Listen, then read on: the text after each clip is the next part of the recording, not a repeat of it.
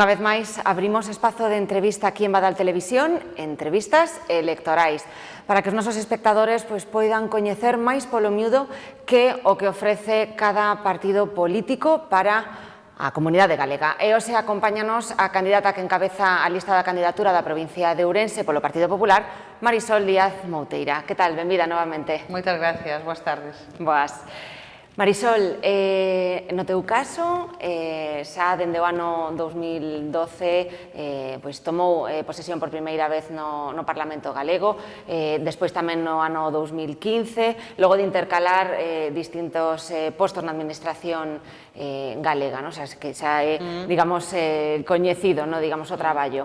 Quero referirme, ademais, a un comentario que vostede fixo aquí no debate desta canle, que decía que un contrincario político, se non lembro mal, lle comentou que distintas se vían as cousas cando se estaba a gobernar. Isto sírveme para referirme tamén a que a oposición está pedindo que haxa un cambio, necesidade de cambio, e o Partido Popular responde a esa petición, a esa crítica, con que neste momento ademais de crise económica derivada da pandemia do COVID, é necesaria unidade e experiencia. Creo que é fundamental.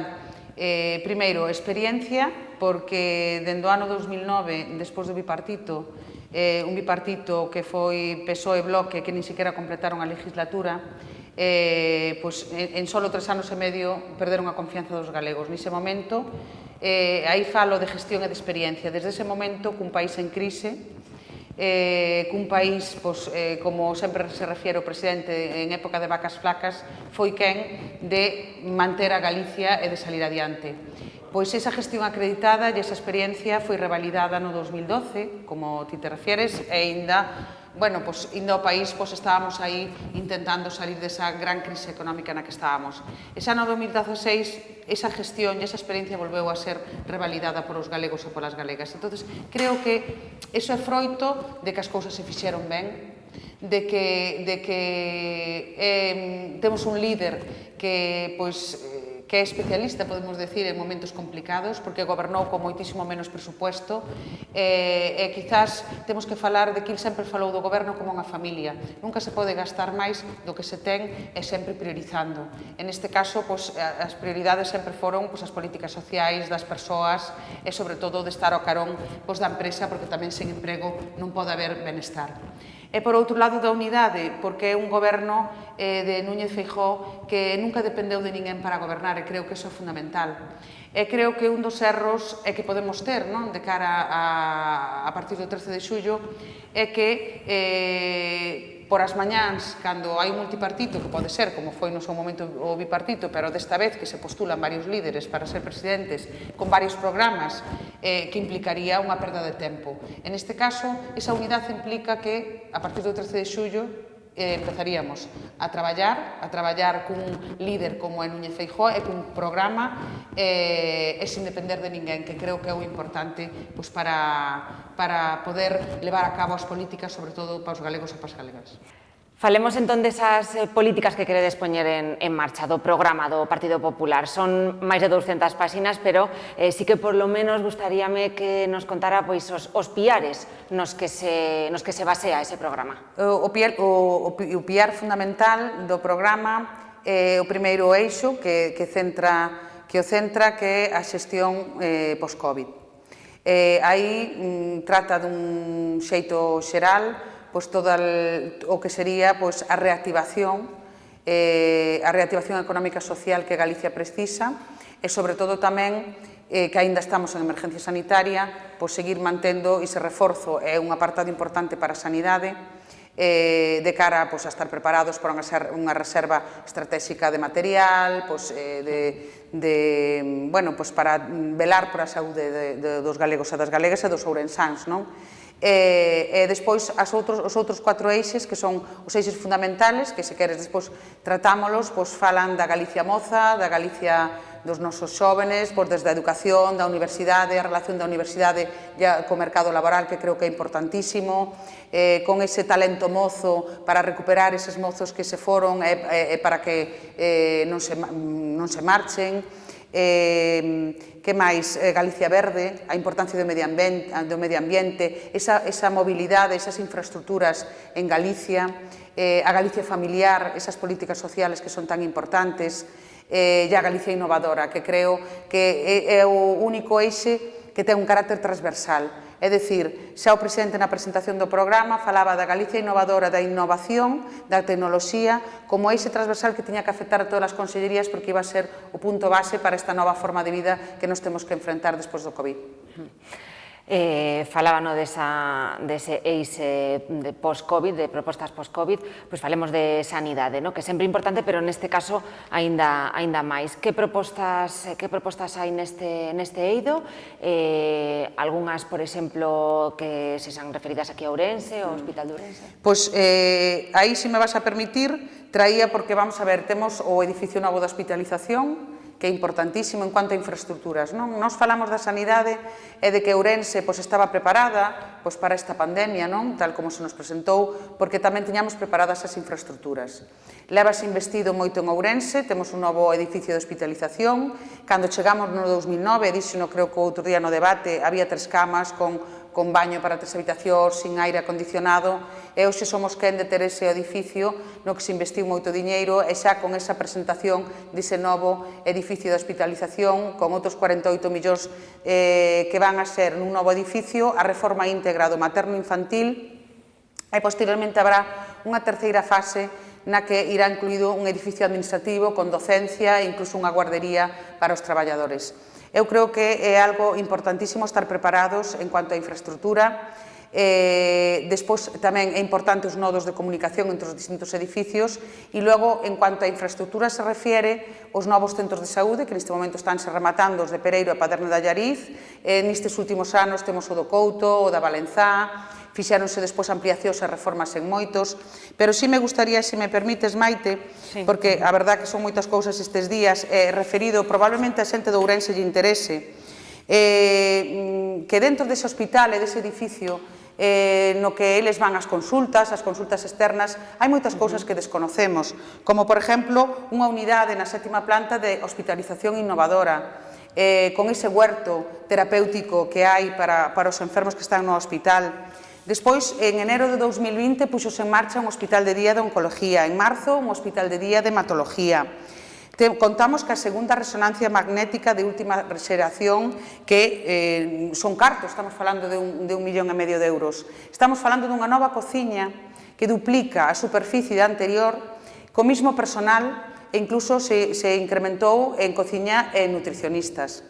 Estamos falando de hemodinámica 24 horas, que a veces tanto se reclamaba, pero quero decir, como despois falaremos noutras cuestións, que a veces as cousas teñen que seguir o seu procedimento e o protocolo. E seguido ese protocolo, tamén se instaurou a hemodinámica. En xuño de 2000, agora recientemente, non hai nin 15 días, tamén se inaugurou unha unidade de referencia para o trastorno do espectro autista. E isto hai que decirlo, porque a xente que ao mellor que non temos algunhas desas patoloxías, desconocemos que se están implantando todos esos edificios, un novo laboratorio, un living laboratorio onde calquera que teña proxectos de innovación relacionados ca sanidade poda practicar ou experimentar cos seus produtos para polos e presentarlos no mercado. Creo que é importante unha nova UCI. E seguiríamos falando do que inicialmente empezamos, dese edificio novo de hospitalización, seguir mellorando os hospitales comarcales, seguir mellorando e reforzando a atención primaria, quizás tamén con novas pautas que nos veñen dadas por esta situación post-Covid, incluso a chamada presencial, digo para pedir cita, porque hasta ahora a veces salía unha maquiniña para evitar que moita xente, como a miña nai que é maior, que ten 81 anos e a veces non se entende que a maquiniña, para evitar eses desplazamentos innecesarios, volver outra vez a chamada presencial, a teleasistencia, a chamada telefónica, que salvo a petición evidentemente do usuario que teña algunha patoloxía necesaria, seguir reforzando o persoal. Os 1.700 persoas que foron contratadas para o COVID siguen traballando hasta final de ano. e despois, bueno, pois dadas as circunstancias, pois xa iremos mirando. Quero dicir que se fan moitas cousas que a veces non trascenden as grandes obras ou trascende, pois, evidentemente, a contratación de personal que é necesario e que é o que se leva feito. E logo, pois, os hospitales comarcales que tamén serán obxecto de obras nesta próxima legislatura e seguiremos, evidentemente, reforzando os cuadros de personal para evitar aos galegos e galegas, sobre todo da zona do Barco e da zona de Verín, evitar cuantos viaxes podan facer a Ourense. Nestes últimos días a plataforma pola defensa do transporte público do Carballiño retomou a súa actividade. De feito, tamén o Partido Popular estivo reunido con varios representantes. Reclaman que se retomen, que se volvan a poñer en funcionamento varias liñas de tren que foron canceladas durante o confinamento. Esta situación está tamén a suceder noutras estacións da nosa provincia, por exemplo, tamén en Ribadavia. Que propón o Partido Popular para o transporte público? Pois dende o Partido Popular, en concreto, no que respecta ao restablecemento das liñas de tren, non só de cara fora de Galicia, senón aquí mismo, dentro da nosa comunidade, teremos os nosos representantes, evidentemente, tanto no Goberno da Dación, de quen depende Renfe, Adif, como desde aquí, desde Galicia, estaremos reclamando o restablecemento desas líneas, porque si é verdade que é necesario que poda haber esa mobilidade dentro da nosa propia terra e, efectivamente, facilitar ao cidadano, sobre todo, mobilidade e seguridade. Quero facer aquí, se me permites, un fincapé nese plan de transporte público de Galicia que se traballou intensamente, que se traballou concello a concello e que permitiu, por exemplo, en localidades para un pouco como estamos en Carballiño, que xa o comentei o outro día, pero creo que é importante destacar, porque desde que eu fui xefa territorial de Educación no 2009 era unha reivindicación dos pais da Uceira e gracias a ese plan de transporte de Galicia pudo ser posible a xornada única no colegio, podendo incluso a través dese bus escolar, do bus compartido. E iso é o que se fai desde o Partido Popular, traballar para mellorar a calidade de vida e a ir atendendo, na medida do posible, as reivindicacións dos cidadáns. É importante tamén para a localidade de Carballiño, creo que unha moi boa nova, a raíz do que falas da estación de tren, que os meus compañeiros viñan dende Ourense no tren hasta Carballiño, onde os esperaban os representantes da plataforma, para escoitar as súas reivindicacións e, evidentemente, trasladalas a quen poda restablecelas e, por suposto, xa se puxeron as proposicións por parte dos membros, diputados e senadores que neste momento están en activo en Madrid para reclamar xa eles ese restablecemento. Destacar que vai ser moi importante, vai haber un antes e un despois, unha vez rematada as intermodais nas 7 grandes cidades, a intermodal que se está rematando, que contamos que agora xa para finales de verán este rematada, o proxecto que ten o Partido Popular para Carballiño, para Ribadavia e o Barco de Valdeorras é a intermodalidade que chegue á vila. E creo que vai ser fundamental vincular esa estación de buses con esa estación de tren, con eses servicios que esperamos e por os que traballaremos para que se restablezcan. Creo que vai a dar esa plataforma de transporte digno que Carballiño necesita e para que empezaremos a traballar en canto rematen a intermodal en Ourense. Creo que é unha moi boa nova para os veciños e veciñas de Carballiño e da comarca, en definitiva.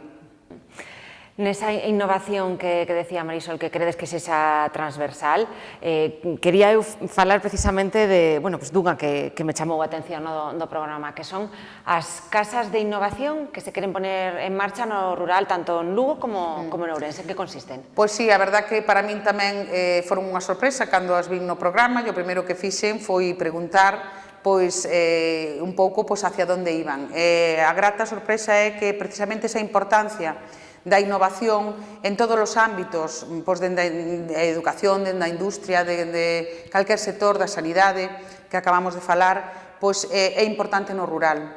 Entón, que queremos? Achegar a innovación a toda a sociedade.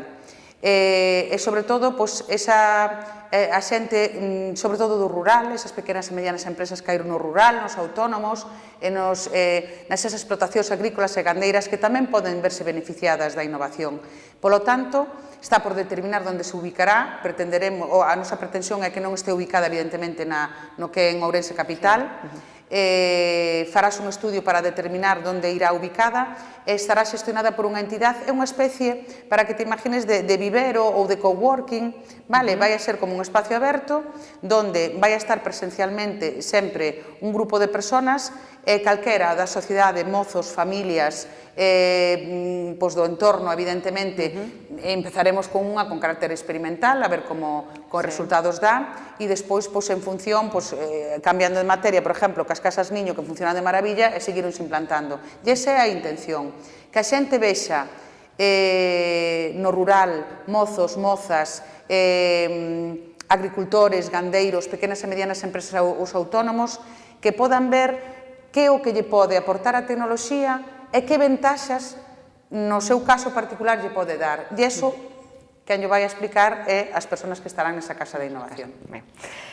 Falemos agora de turismo. Aquí nesta provincia non hai praia, nin rías altas nin baixas, pero aínda temos moitísimo que ensinar. Entón, gustaríame coñecer un poquinho tamén cal é a proposta, o proxecto de turismo que tendes. Falades de diversificar o turismo e facer un turismo sustentable. É moi importante, a partir dese plan estratégico galego 2030, que será o primeiro que se faga, creo que non temos nada que envidiar nin as rías altas, nin as rías baixas, nin absolutamente a ningunha playa, porque creo que estes últimos 5 anos na delegación, na miña época como delegada, me permitiron reafirmar, cando oía falar a Nava Castro sempre de como creía no turismo de Ourense, nas potencialidades de Ourense, e a veces, sí, falas de Ourense, dese termalismo que temos preto, nas Burgas, na Cachavasqueira, pero realmente percorrendo a provincia no día a día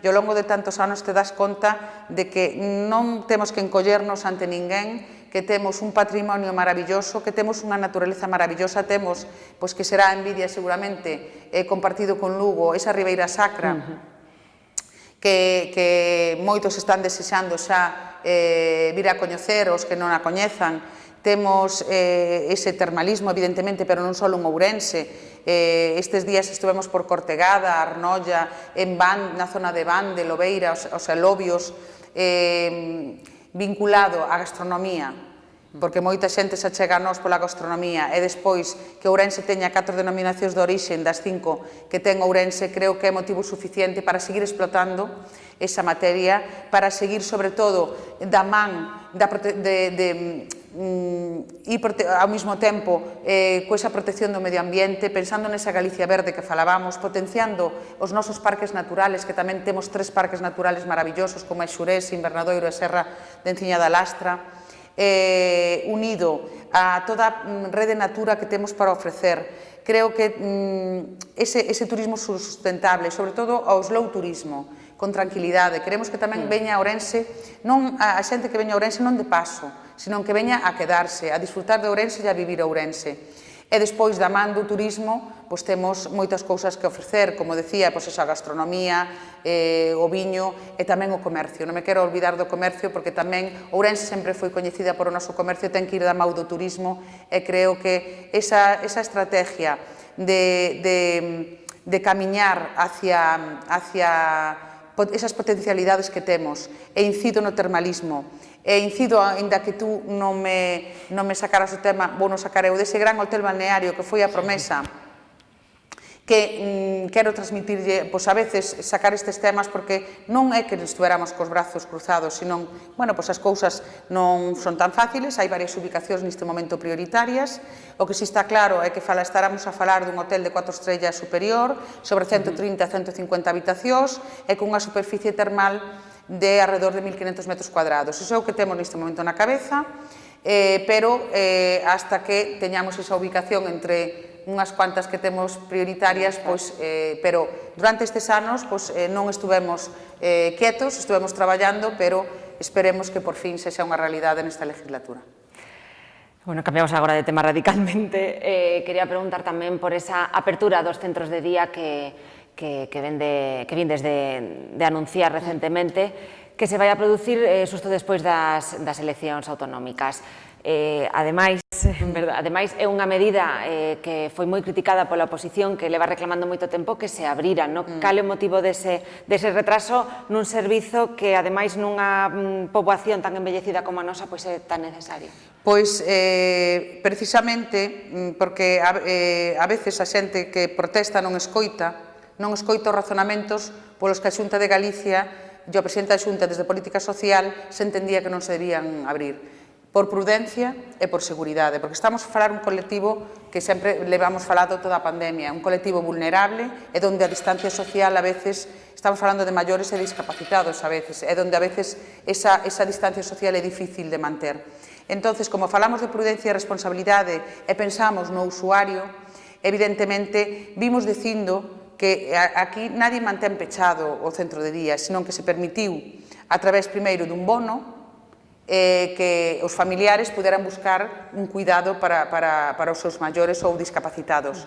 Iso primeiro, e despois incluso cunha axuda para os centros que tiñan que estar cerrados. E despois falábamos de que era un proceso, como iniciábamos cando estábamos falando antes, non? Hai un proceso que se explicou desde o principio, pero cando se quere patexar e facer ruído e non escoitar, o que estábamos falando era que primeiro tiña que haber unha formación do persoal, porque a situación mudou e temos que enfrentar unha situación nova. Entonces, unha formación que xa se sabía de antemán, porque así se había informado que duraría 2 ou 3 semanas. Hai centros que acaban de rematala e outros que están a puntiños de rematala. Despois, falábamos de que tiña que haber o material tamén, unha vez rematado, xa se manda por a Xunta de Galicia o material aos centros. E despois que cada centro, porque cada un ten a súa particularidade, tiñan que facer un protocolo adaptado á súa particularidade.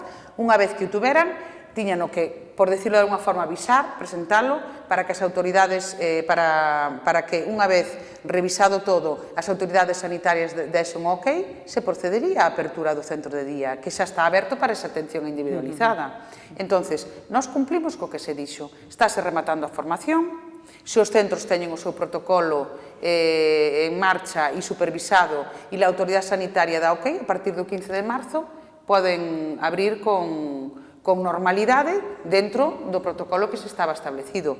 Nadie se negou a abrirlo, senón que hai que seguir un procedimento e asegurar e ter prudencia e responsabilidade. Outro dos temas nos que hai varias propostas no programa é para a industria. Interésame bastante, ademais, este tema porque precisamente aquí no Carballiño o polígono industrial que temos está esgotado, non hai máis solo industrial. Falades no programa de facer un censo de solo industrial, pero vense de poñer xa en marcha o primeiro paso para facelo. Creo que é importante. De feito, aquí, bueno, por a información que tiña, creo que quedaban 2 parcelas ou así, aquí pouca cousa, nada. E creo que o éxito tamén deso foi o traballo que se fixo desde o Instituto Galego de Vivenda Solo, cas bonificacións de 50% do solo empresarial.